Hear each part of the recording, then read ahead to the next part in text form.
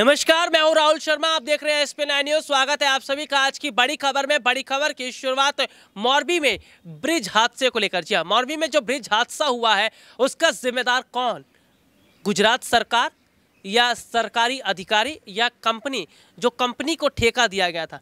दरअसल इस वक्त सरकार जो है वो अपनी जो लीपापोती है या अपना जो गुनाह है वो कंपनी पर फोड़ रही है। लेकिन अपने दर्शकों को बता दें, एक रिपोर्ट हमारे पास सामने आई है। वो रिपोर्ट ये है कि जब इस पूरे मामले पर वहाँ की म्यूनसिपैलिटी से पूछा गया तो उनका ये कहना कि हमसे तो कोई सर्टिफिकेट लिया ही नहीं गया था, हमसे तो इजाज़त तक नहीं ली गई थी कि इस पुल को चालू करना है या ब्रिज को चालू करना है कि नहीं करना।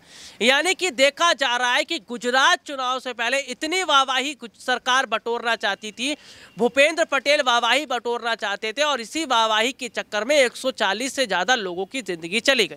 और सवाल ये खड़ा हो रहा है कि 140 लोगों की जो ज़िंदगी गई है, इनकी मौत का जिम्मेदार क्या भूपेंद्र पटेल को माना जाए, प्रधानमंत्री नरेंद्र मोदी को माना जाए, अमित शाह को माना जाए, उस कंपनी को माना जाए? देखिए, जिस कंपनी की बात हो रही है, जिस कंपनी को ठेका दिया गया था, उस कंपनी के 5 से 6 लोगों को गिरफ्तार किया गया है। लेकिन उस कंपनी के लोगों को गिरफ्तार करना क्या ठीक है?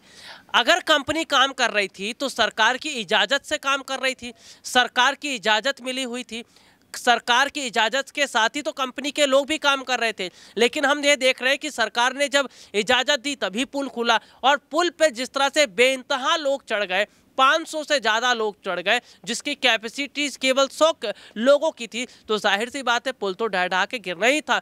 और यहाँ पर सबसे बड़ी बात यह है कि जिस तरह से टिकट की बिक्री हुई है, 50 की टिकट 100 में, 100 की टिकट 200, 200 की 500 में, तो लालच यहाँ पर बहुत बड़ी बात निकलता नजर आ रही है। देखिए, कोई भी सरकारी काम होता है तो बाकायदा टेंडर जारी किया जाता है। कई कंपनियां उसमें आती हैं, टेंडर भरती हैं, जिसका ठीक होता है उसको ठेका दिया जाता है। लेकिन कोई टेंडर नहीं दिया गया, किसी तरह का कोई जो है ऐलान नहीं किया गया। बस एक कंपनी है, जो कंपनी घड़ी बनाती है, सोचिए उस कंपनी को जो ये ठेका दिया गया, वो कंपनी को क्या पता कि कैसे ठीक करना है या क्या कुछ करना है।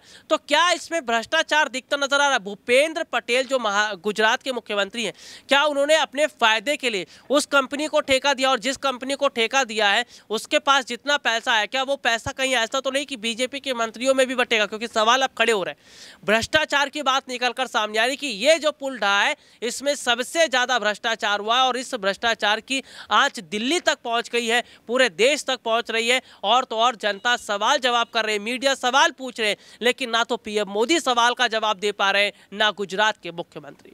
आज के लिए इतना ही। आपसे फिर दोबारा मुलाकात होगी, तब तक के लिए इजाजत दीजिए। नमस्कार।